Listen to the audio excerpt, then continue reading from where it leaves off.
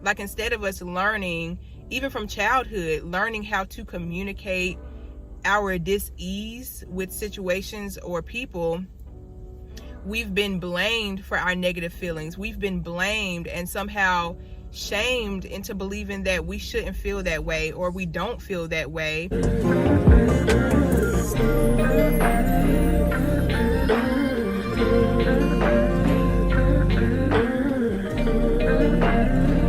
Hey everyone, welcome back to my channel. I am so thankful y'all are here.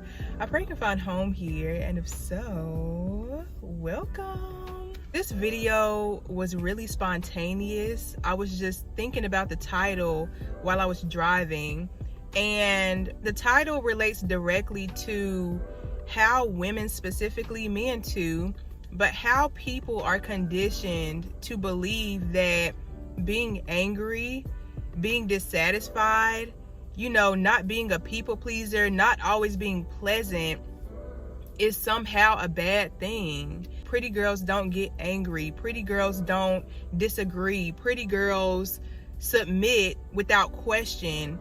And so far in my life, I've seen where this belief has been so deeply ingrained in my family, in the women in my family, in myself, and how this belief has negatively played out in my life and in my relationships. Being a human being, period, we're composed of every emotion.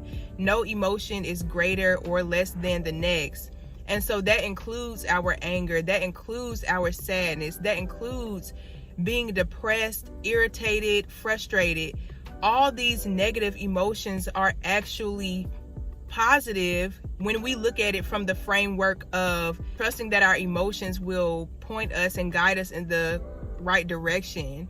And it's so unfortunate that a lot of women believe that their anger is somehow all their fault, and it's something that they have to suppress and not communicate to other people. And that's why we see so many relationships where the woman is comfortable handing over control. The woman is comfortable submitting without question, just as much as the man is comfortable with taking control, telling her who she should be, labeling her emotions as erratic or crazy, or you need help, or you're insecure. And of course the genders can be switched around, but ultimately our emotions aren't what make us good or bad. They're not what makes us acceptable or unacceptable.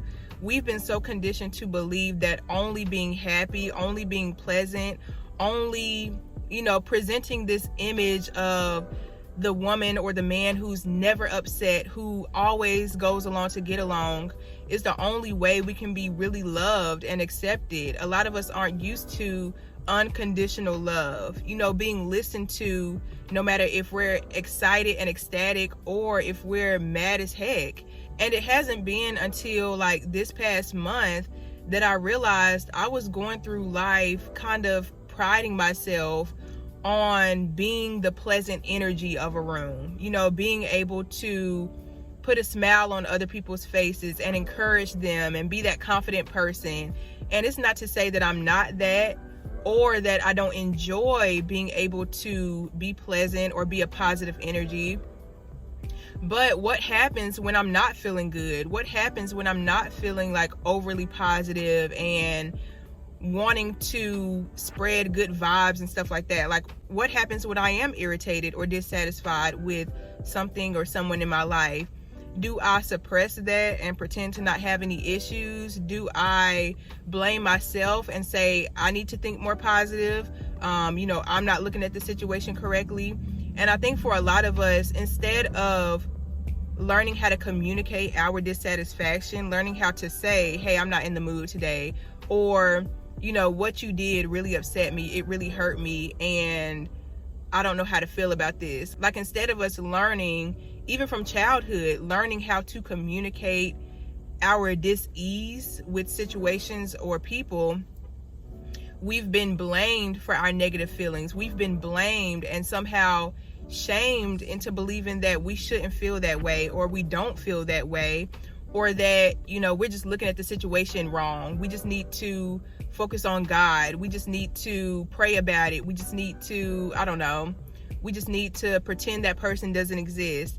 Everything except confronting the situation for what it is. And so we've created a whole generation of people who not only run away from their action emotions, which are anger, frustration, irritability, I need to do something about this, but who also avoid conflict as a whole when it comes to interpersonal conflict, professional conflict, you know, friendship wise, platonic, romantic, all types of conflict. We run away from it, whether we run into ourselves, blaming ourselves, or we ditch the whole relationship and just say, you know what, this isn't for me, or we ditch the whole job.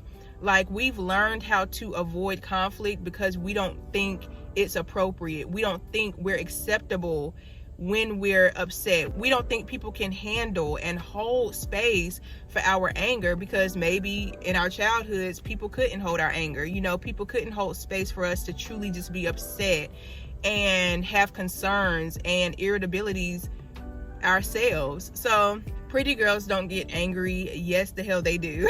My biggest goal with this video is to help people understand that we have to love ourselves first unconditionally.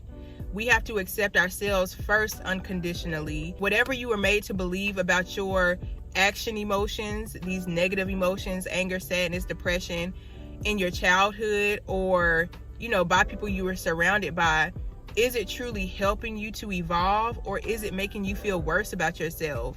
Is the way you were taught about your emotions helping you to actually communicate those emotions, or is it causing you to run away from it and shame yourself further for feeling how you naturally feel? Every human being on this earth has the capability to feel every range of emotion.